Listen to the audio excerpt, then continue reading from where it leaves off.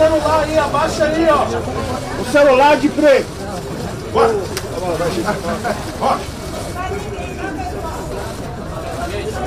Não, você vai ajudar?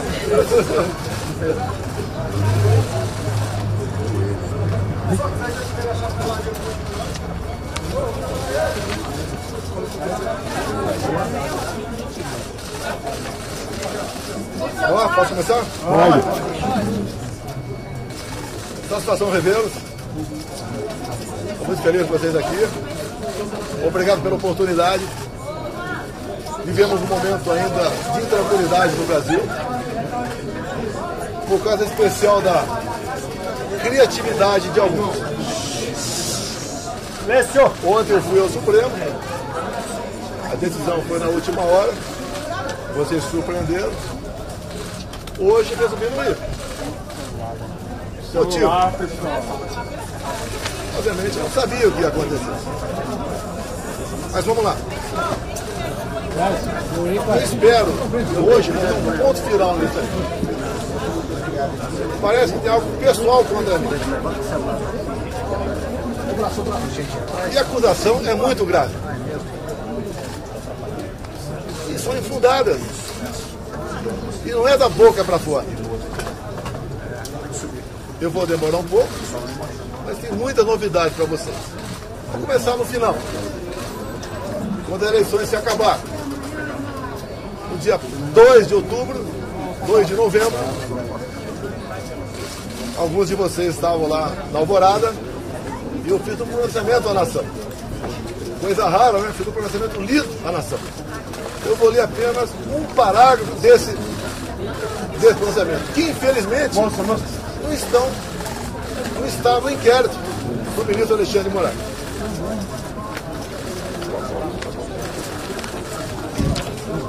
Lá, terceiro parágrafo, bem curtinho.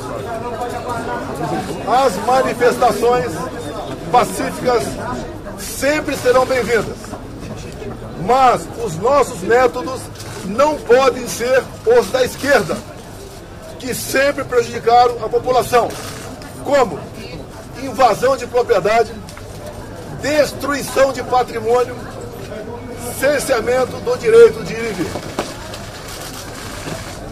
Ato contínuo, começamos a transição. Alguns dias depois desse pronunciamento, os caminhoneiros começaram a obstruir vias pelo Brasil. Eu fiz um vídeo pedindo para que eles se desmobilizassem. Eu não tinha intenção nenhuma de parar o Brasil, criar o caos, ou estava pensando em outra coisa. Eles cumpriram esse pedido meu. Durante a transição,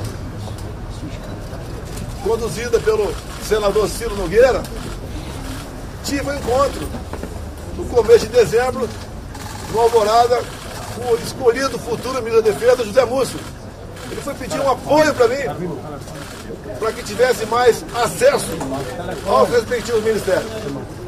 No dia seguinte, ele foi atendido em tudo.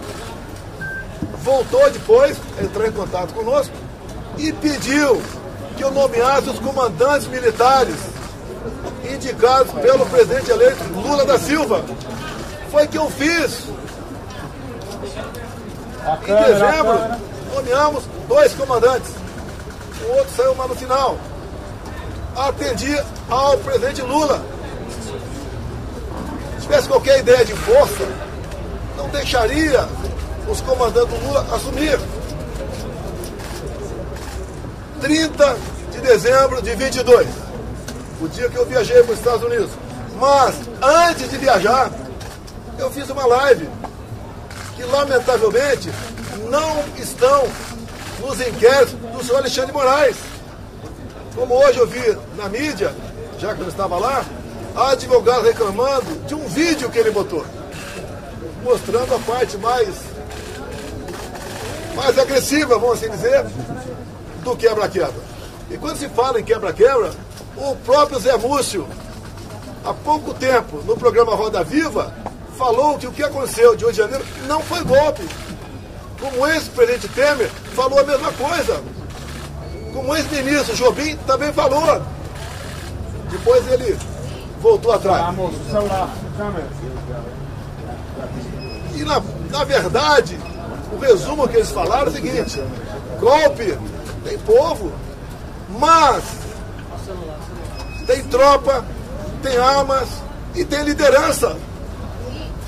2 anos de investigação, não descobriram quem porventura seria esse líder. Eu vi entre ontem e assisti hoje o senhor Alexandre de Moraes falar que 500 pessoas aproximadamente assinaram não persecução penal, um acordo. Cabeça, pessoal. E ele disse, o senhor Alexandre de Moraes, cabeça. que no acordo essas pessoas admitiam que estavam indo para um golpe. 500 pessoas se programando para um golpe e ninguém sabia. Também, nesses depoimentos, nesse acordo, ninguém cita o meu nome. 500 pessoas, ninguém cita o meu nome.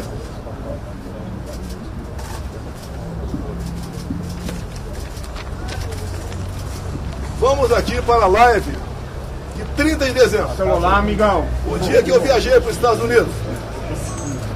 Um pedacinho bem curto aqui. Mas, lamentavelmente, essas imagens não estão no inquérito do Alexandre de Moraes. Ele bota o que ele quer lá. Por isso, seus inquéritos são secretos ou confidenciais. Na live. E repito, em nenhum momento fui procurado para fazer nada de errado. Violentando, seja o que for. Eu entendo que fiz a minha parte. Estou fazendo até agora a minha parte. Hoje são 30 de dezembro. Até hoje eu fiz a minha parte dentro das 4 linhas. Não vamos achar que o mundo vai acabar dia 1º de janeiro.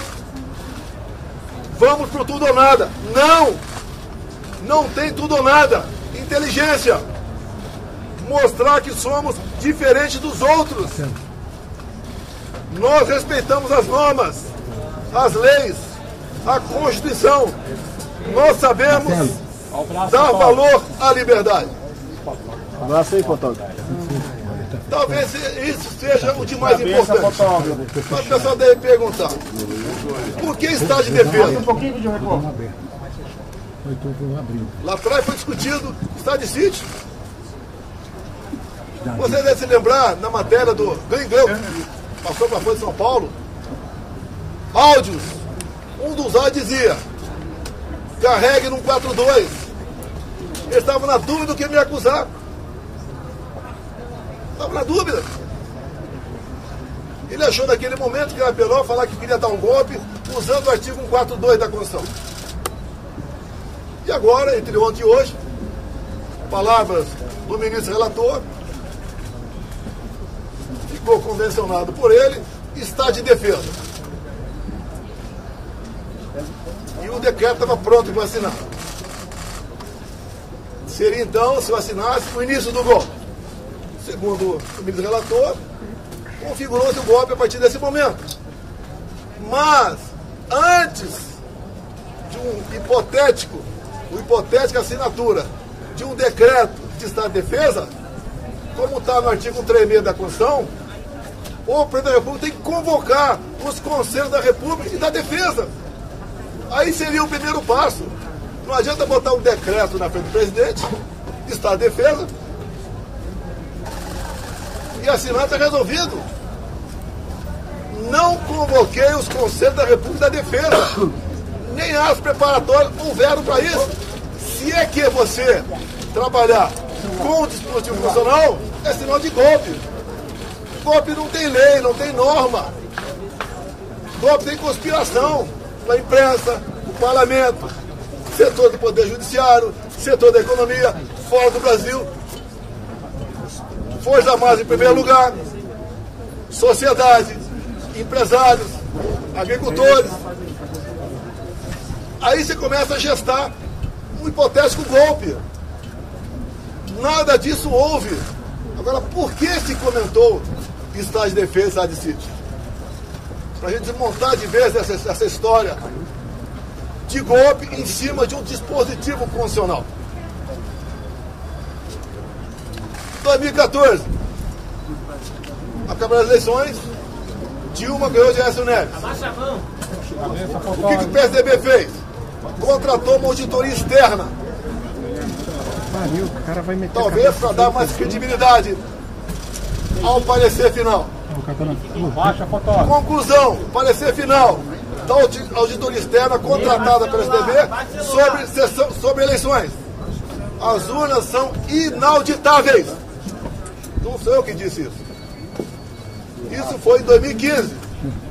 Eleição de 2014. Desde 2012, eu já tinha ações dentro da Câmara dos Deputados pelo voto impresso. Antes de mim, Flávio Dino foi claro, dizendo que perdeu umas eleições por causa do voto eletrônico. Antes disso também, Carlos Lupe, do PDT, em inserções de programa eleitoral gratuito, ele disse: eleições sem voto impresso é fraude. E foi ele que entrou com ação contra mim no TSE. Outros 10, 12 falavam a mesma coisa. Eu não era sozinho, eu estava sozinho na defesa do voto impresso. Eu não sou obrigado a acreditar, confiar num programador. Eu confio na máquina. Não sou obrigado a acreditar num programador. Em 2015, eu, deputado Jair Bolsonaro, aprovou uma emenda numa proposta de lei eleitoral, cujo relator era Rodrigo Maia, permitindo o voto impresso. A senhora Dilma Rousseff vetou. Foi derrubado o veto. Na Câmara, algo surreal. Até o PT votou para derrubar o veto. Ato contínuo. Fui convidado pelo ministro Supremo, Luiz Fux, a ir ao TSE. Chegando lá, encontrei o ministro Fux. Tratou muito bem, feliz. Ele me convidou para ir para lá. E falou que o TSE tinha tomado todas as medidas para implementar o voto impresso nas eleições de 2018. Ele falou: deputado, por falta de recurso, apenas 5% das sessões terão voto impresso. Eu falei: é uma excelente referência. É mais número de eleitores do que uma pesquisa. Eu só faço um pedido para o senhor: pulverize as urnas. Ele falou: já está programado, serão pulverizadas. O TSE começou a preparar. Deu um vídeo sobre o ministro Gilmar Mendes, ministro Barroso, elogiando a nova urna eletrônica com a impressora do lado. Bem, poucos meses depois, por 8-3, o Supremo Tribunal Federal disse que a urna era inconstitucional. Essa ação foi proposta pela senhora Raquel Dodge na época, chefe do MP. Porque a impressão do voto, segundo o Supremo, e ela segundo o Supremo, e ela, a impressão do voto colocava em risco a segurança das eleições, o sigilo do voto. Esses foram os argumentos. Deixo claro que na Venezuela só foi possível detectar fraude no ano passado por causa do voto impresso. Foi a primeira vez que a Venezuela adotou o voto impresso. Por que a Venezuela fez isso? Já que o sistema eleitoral deles era exatamente igual ao nosso. Porque houve um momento que o governo Biden queria comprar petróleo da Venezuela. E não podia comprar o petróleo sem nada em troca. Então foi feito um acordo, governo Biden dos Estados Unidos, governo Maduro da Venezuela e oposição. E impuseram então um voto impresso. E foi testado a primeira vez, em dezembro do ano retrasado, na Venezuela, um referendo se podia ou não invadir a Guiana para tomar posse da região de Essequibo, que depois que apareceu o petróleo, a Guiana ficou um país cobiçado. E E o Maduro, quando foi votar no referendo, falou: aqui você vota sim, sim, sim, sim, papelzinho, não é igual a outro país, é papelzinho dentro da urna. E o Maduro aceitou por que o voto impresso? Já queria ter problema com a Maria Corina ou com o Capriles, os maiores adversários dele naquele momento. O que ele fez? Tornou-os Maria Corina e Capriles inelegíveis por 15 anos. Qual a acusação? Atos antidemocráticos. Subiram no carro-som e criticaram o governo Maduro. Isso passou a ser ato antidemocrático. Você começa a lembrar um pouquinho do Brasil ou não? As duas oposições mais fortes, fora da ficha eleitoral, o Maduro pensou que fosse entrar em campo e ganhar o WO. A Maria Corina organizou seu partido, organizou bases, fez movimento por toda a Venezuela, muito parecido com o meu aqui, onde a multidão ia atrás. 300 mil mortes em São Paulo, milhares de pessoas por todo o Brasil. Tiveram as eleições. A Maria Corina se organizou, não vou entrar em detalhe aqui, se organizou. Quando começou a apuração, chegando na casa de 70%, o que o Maduro fez? Suspendeu. E logo depois, se autodeclarou eleito presidente da Venezuela, ou melhor, reeleito. Mas a oposição tinha boletim de urna, tinha atas. E essa questão se alastrou fora da Venezuela. Chegou-se à conclusão, então, que tinha havido fraude por parte do Maduro. E tinha que encerrar as eleições por ali, caso contrário, ia dar a vitória do Edmundo, o candidato da Maria Corina. E dali para frente vocês sabem a história. O governo brasileiro, o PT reconheceu a vitória do Maduro. O governo brasileiro, Lula da Silva já, não quis reconhecer. Houve um entreveiro entre ambos. O Maduro falou em certo momento: a sua justiça eleitoral reconheceu você vitorioso aí. A minha reconheceu aqui. Fique quieto ou vou falar. Palavra do Maduro. O voto impresso é um direito. Como a contagem pública de votos tem que ser feita. A Alemanha não aceitou o voto igual ao nosso. Não, desculpa aqui. Eu não vou atender. Só respeito a você. Não vou te atender aqui. Pura onda aí, poxa. Era só o fico aberto, mesmo. Então o voto impresso, mais de 400 deputados derrubaram o veto em 2016 para 2017. Se você não levantar, tá de boa. Eles estavam atacando a democracia, quem votou para derrubar o veto, atentaram contra o Estado Democrático de Direito. Agora vamos no ponto nevrálgico aqui sobre o voto impresso. Quando acabaram as minhas eleições, a última agora, em 22, o meu partido peticionou o TSE. No dia seguinte, o ministro-presidente do TSE, Alexandre de Moraes, não aceitou, mandou o arquivo e nos deu uma multa de 22 milhões de reais. Alguém já viu um advogado ser multado por aí? Por peticionar alguém do Poder Judiciário? Se ele tivesse recorrido, a multa poderia passar para 200 milhões. Ou até mesmo, quem sabe, caçar o registro. Então, não tínhamos como discutir dentro da justiça essa questão. Vamos voltar um pouquinho para 2018. Depois voltar para 22. 2018. Eu ganhei o segundo turno. Churrada de moço, teve a facada. Parou com o Mas, aí. 2 dias depois do segundo turno de 2018, chegou um papel no TSE, bem fundamentado, dizendo que tinha havido fraude. O que o TSE fez na pessoa da ministra Rosa Weber, presidente? Oficiou a Polícia Federal e foi aberto um inquérito. Opa! Para investigar a eleição de Jair Bolsonaro, ganhador, tem inquérito. Para o lado de cá, quando eu perco, quando o Lula ganha, não pode nem petição. Pode ser. E foi aberto o inquérito, que alguns de vocês já ouviram falar sobre ele. Inquérito 1361 de novembro de 2018,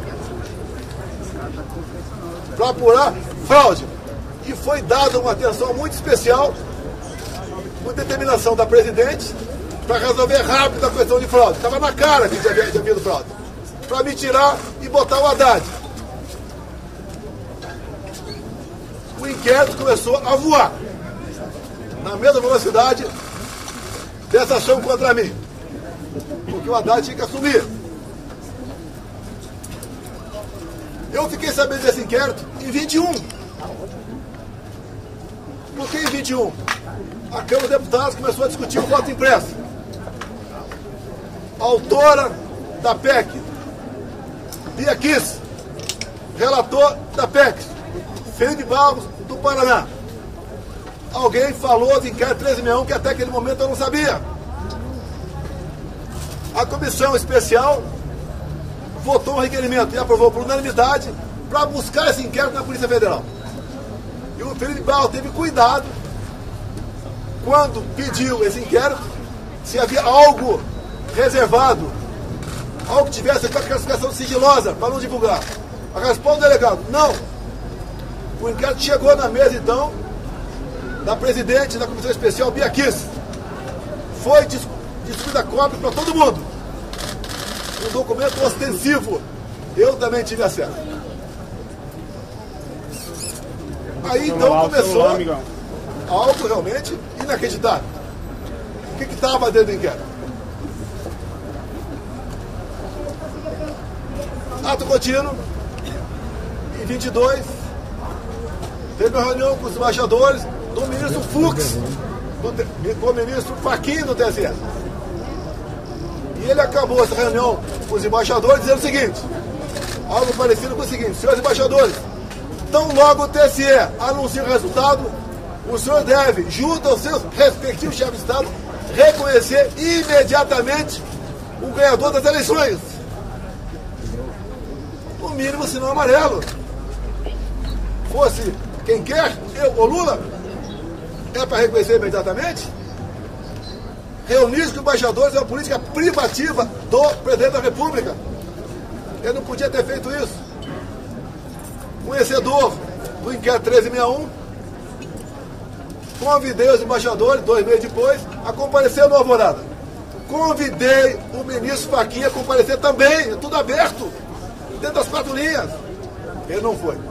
Ali eu mostrei o que era o inquérito 1361. Eu não posso falar para vocês aqui sobre as 3 páginas, porque esse inquérito, depois que eu falei sobre ele, ele teve a classificação sigilosa de confidencial, ou seja, secreto. Tudo que acontece aqui por parte do senhor Alexandre de Moraes é confidencial, é secreto. 8 delações do CID, secreto. E o que está lá dentro? Que vocês podem pedir via live à Justiça Eleitoral. Quem já pediu já sabe que é negado o acesso. Mas espera aí. Fala-se tanto em democracia, Estado Democrático de Direito, um documento como esse, que trata da lisura sobre as eleições, a apuração de fraude contra o candidato Jair Bolsonaro, você não pode tomar conhecimento disso? Eu aprendi desde jovem que a alma da democracia é o voto. E o voto contabilizado. Por que você não pode tomar conhecimento desse inquérito? O que tem lá dentro? O que o ministro Alexandre de Moraes quer esconder? Vamos continuar. Estou sendo acusado de tentativa de golpe. Algo, as pessoas devem ter percebido, da forma tão incisiva como o ministro Alexandre de Moraes conduz, ou se conduz, tem algo esquisito por aí. O que ele quer esconder? Apenas o inquérito 1361? Eu digo que o inquérito 1361 é 99%. Mas vamos lá. Houve interferência no TSE nas eleições de 22 ou não? Não vamos falar em fraude, possível fraude aqui. Esqueça. 100% confiável. As urnas. Mas vamos abrir o inquérito 13.001. Durante as eleições de 22, o TSE influenciou, jogou pesado contra eu e a favor do candidato Lula. Eu não pude mostrar imagens do Lula defendendo o aborto. Eu não pude mostrar imagens do Lula falando que o pobre coitado rouba um celular para tomar uma cervejinha. Eu não pude mostrar imagens do 7 de setembro. Imagens do enterro da Rainha Elizabeth. De parte do meu discurso na ONU. O Lula ao lado de ditadores. Eu não podia mostrar nada. Eu não pude mostrar a imagem do Lula com o gorro CPX na cabeça. Que eu reuni com embaixadores aqui. Ele foi no Morro do Alemão, se reuniu com líderes comunitários que só são eleitos com apoio do tráfico. Eu não pude mostrar nada. Na reta final, 1,5 milhão de inserções da rádio foram negados. Nordeste especial, a grande parte lá, não apareceu. E como fomos reclamar, ainda fomos advertidos. Culparam a nós. Tá, vou fazer o seguinte, eu vou. Assim se comportou o sistema eleitoral. E mais ainda, mais grave, a diferença foram 2 milhões de votos. Então no papel, 2 milhões de votos. O TSE fez uma campanha massiva para que jovens de 16, 17 anos retirassem seu título. Essa faixa etária, 75% vota na esquerda. Mais de 4 milhões de jovens retiraram o título. Só aí dá uma diferença a mais, ponto candidato, 2 milhões de votos. Mas uma lei eleitoral, para ter eficácia, ela tem que ser sancionada 1 ano antes das eleições. As resoluções 6 meses antes. Entre o primeiro e o segundo turno de 22, houve a resolução do TSE. Era para censurar. Até a ministra Carmen Lúcia falou o quê? Olha, eu sou contra a censura, mas o momento aqui é especialíssimo. Vou votar sim. E o Alexandre de Moraes aprovou uma resolução entre o primeiro e o segundo turno, proibida por lei.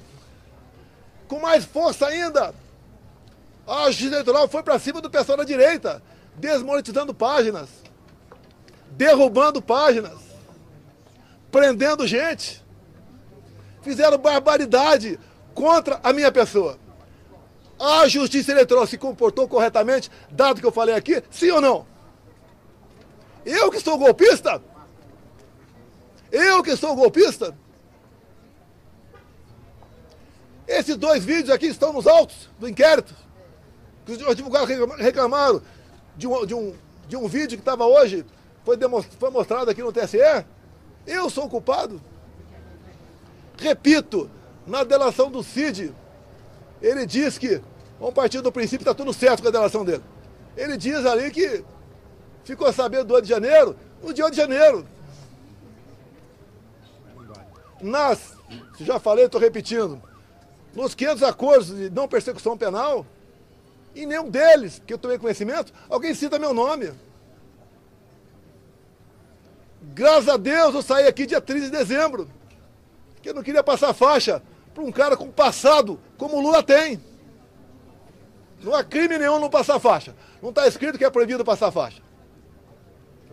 Fui para os Estados Unidos e essa artimanha do 8 de janeiro, eu falo artimanha porque o ministro Flávio Dino, na Justiça, negou os vídeos do 8 de janeiro.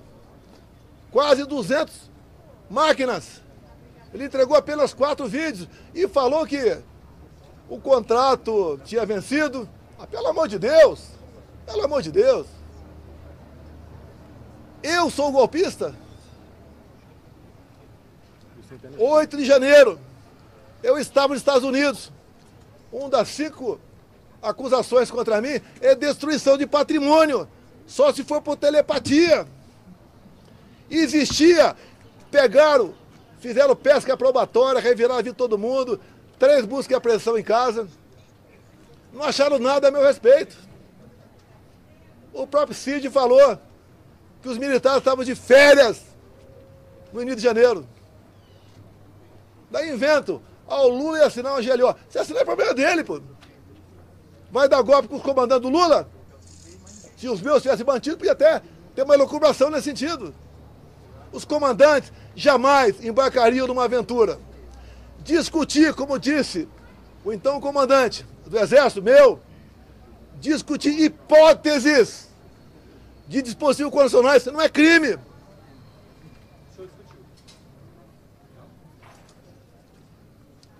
Você não vai me tirar do sério. Acho que a maioria já aprendeu aqui como é que eu ajo. Quiserem tumultuar com você, é outra história, vou embora. Vou abrir a pergunta para vocês. Diz Alexandre de Moraes que o golpe começou dia 29 de julho de 21. Um ano e meio antes de acabar 22. E ele tinha aqui, para dar ênfase à historinha dele, tinha que acabar de 8 de janeiro. E como é que ele chegou 29 de julho de 21? Pegou de janeiro e começou a voltar. O que aconteceu nesse dia que vocês não ficaram sabendo? Ou foi a PF que descobriu? Aquela banda da PF. Nesse dia eu fiz uma live. Onde eu falei sobre o inquérito 1361. Qual o problema? O inquérito ostensivo. E diz ele que eu difundi fake news. Eu difundi o que tinha dentro do inquérito. Se é fake news, o inquérito é mentiroso. Esse inquérito está inconcluso até hoje. Saiu de Brasília e foi para São Paulo. Nenhum delegado quer assinar o relatório final.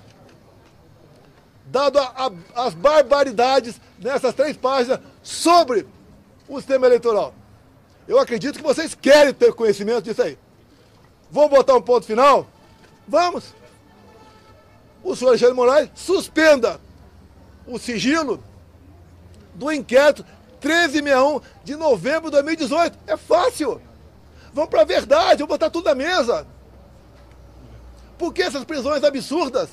17 anos, como 14 para Débora agora.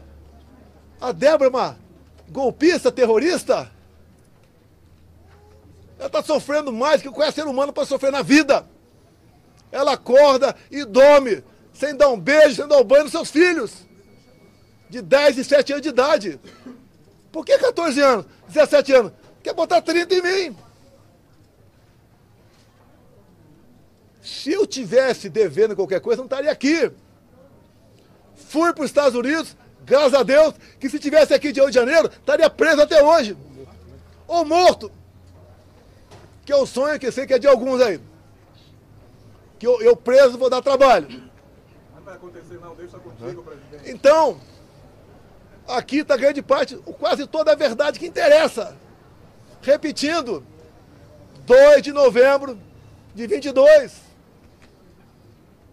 Quando eu falei com a imprensa, li um papel e começo dizendo que vão sentir saudade de mim, como estão sentindo hoje. Eu vou estar o mês que vem no Rio Grande do Norte com o senador Marinho, como já tive outras vezes, depois das eleições.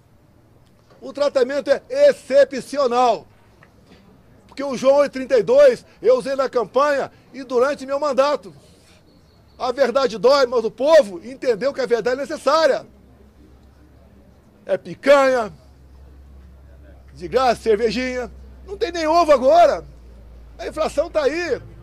O povo não quer mais confusão. Por isso que eu falo em anistia. Eu duvido que uma mãe aqui não se coloque no lugar da Débora e não queira anistia. Não é encontrar nenhuma arma aqui. Eu estou sendo acusado junto com essas pessoas que foram presas. Tentativa armada. Que arma? Vai no Senado aqui. As armas apreendidas foram um estilingue, meia dúzia de bolinha de gude, mais nada. O que mais? Uma senhora com a Bíblia. Tá. Agora, as coisas aconteceram antes do pessoal que estava no acampamento vir para cá. Porque tem vídeo de pessoas comuns mostrando um cara sozinho quebrando tudo por aí. O próprio Lula tem vídeo dele falando: temos que saber Quem deixou abertas as portas aqui do Palácio? Foi facilitado. Quando aconteceu de janeiro, a imprensa só mostrava uma imagem, escolhida a dedo, só uma. Aquele cara magrinho, né? Com uma camisa, com a minha estampa na barriga, derrubando o relógio. Só mostrava isso. Alguns dias depois, o Lula estava fora do Brasil, acho que era a China, defendendo a mudança do padrão dólar. 3 dias depois, a TV CNN mostrou as imagens do G. Dias lá dentro. Junto com perigosos terroristas e golpistas, ele andando à vontade lá dentro. Dorme aqui embaixo, no meu tempo, por volta de 60 militares. A maioria cabe soldado, armado. E hoje é qualquer negócio, ir pro pau, armado, um fuzil. Alguém viu algum soldado armado nesse dia? Facilitaram a entrada deles. Não resta mais dúvida tocante a isso. Comigo, até o ministro Fux falou hoje, né? Que teve um 7 de setembro que ele ficou preocupado. E daí ele falou, graças à Polícia Militar do DF, nada aconteceu. Naquela época, o ministro Fux falou comigo, eu era presidente. O ministro, fique tranquilo, o nosso pessoal não faz baderna. Quando acaba o movimento, não tem papel no chão. Se é na Paulista, não tem um vidro quebrado. Não tem um cesto de lixo incendiado. E numa boa. Sem problema nenhum. O que assusta um outro lado, quando se fala em sistema? Que comigo foi diferente. Deus me deu a segunda via e me deu um mandato. E eu montei um ministério técnico, coisa que vocês nunca viram na vida de vocês. Como agora, continua o balcão de negócio. Ministério estatal, bancos oficiais. Comigo não tinha isso. Apesar da pandemia, que te lamenta as mortes. Gastamos R$1 trilhão. Reflexo da guerra. Terminamos 22 com um saldo de 54 bilhões. Negociei com o Arthur Lira aqui. Votação de um projeto para a gente poder zerar impostos federais de combustíveis. E zeramos. O Paulo Guedes, na nova política dele de reindustrialização, diminuiu em 30%. O IPI de 4 mil produtos. Eu zerei imposto de importação de muita coisa. Pneu de caminhão, peça de trator, material para energia fotovoltaica, medicamentos. E eu comecei a arrecadar mais. Com esse governo, só se fala em taxa. O Lula só acerta quando ele revoga uma medida sua ou de um ministro seu. Com a portaria de carimbar a validade do ovo. Ele só acerta quando revoga. A imprensa fala que, parte da imprensa que Copacabana flopou. Flopou. Eu não sei quantas pessoas tinha lá. A USP, com o pessoal com cabelo colorido, falou que tinha 18 mil.